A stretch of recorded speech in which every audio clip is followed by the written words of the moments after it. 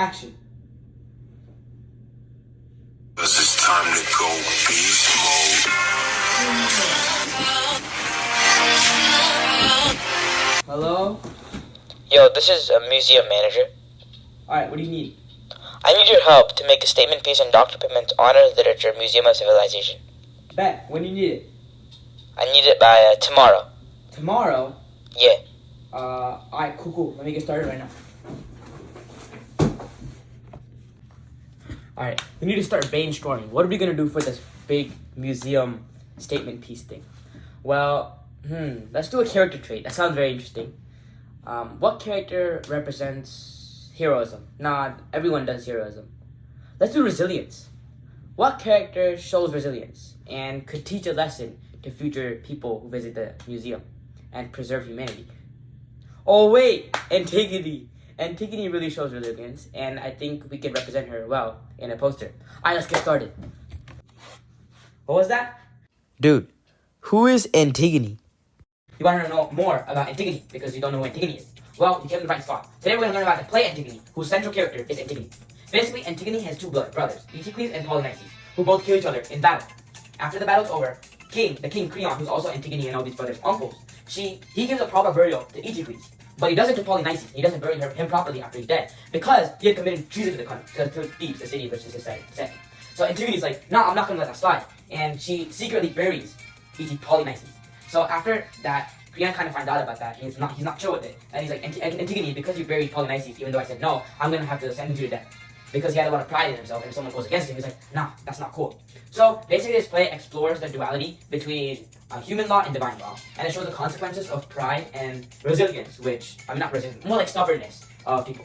Now, Antigone's stubbornness comes from her resilience. And that's what we're going to explore in our poster. Let's choose a quote from the book which accurately represents and our claims and can support the movie. Alright, hey guys, so here is my poster, and let's start off with a quote. And if I'm to die before my time, I consider that a gain. Who on earth, live in the midst of so much grief as I, could fail to find his death a rich reward? So for me, at least, to meet this doom of yours is precious little pain. But if I had allowed my own mother's son to rot an unburied corpse, that would have been an agony. This is nothing. Let's start off with the first line. And if I'm to die before my time, I consider that a gain.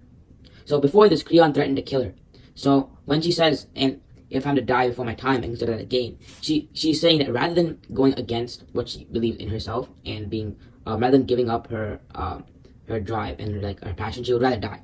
So this shows resilience as she is resilient to the threats given by Creon. Next line. Who on earth alive in the midst of so much grief as I could fail to find his death a rich reward? Well, as you can see, she says previously that she's already in a lot of grief prior to this. So that means that in her life of grief, this death is just a commonplace, and these things already go on in her life. So this look on the next line where she says, so for me, at least, to meet this doom of yours is precious little pain. So she sort of belittles Creon's major threat of death, which is this is the ultimate end. So this again shows symbolizes her resilience as she's sort of changing her beliefs in order to sort of not drive away from her goals. Next line, but if I had allowed my own mother's son to rot an unburied corpse, that would have been agony. And then she says this is nothing. Again, she's sort of showing how there's no way she's going against what she believes, and shows resilience. Alright, let's move on to the poster. So basically if you look at the main character, we have this pop out of this lady who is, as you can see by the name tag, Antigone. She has an unwavering gaze, and she's staring off to something in the distance. So this again shows resilience, as her gaze is very still, and she is very focused on what she believes. Around her, there's these crippling pillars.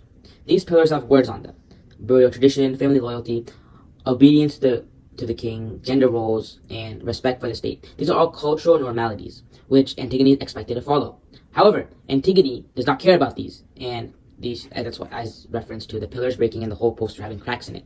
She is just focused on one thing, which is what she truly believes and what she truly wants, which I think is a great symbol of resilience. Now, if you look at the edge of the poster, there's a bunch of trees.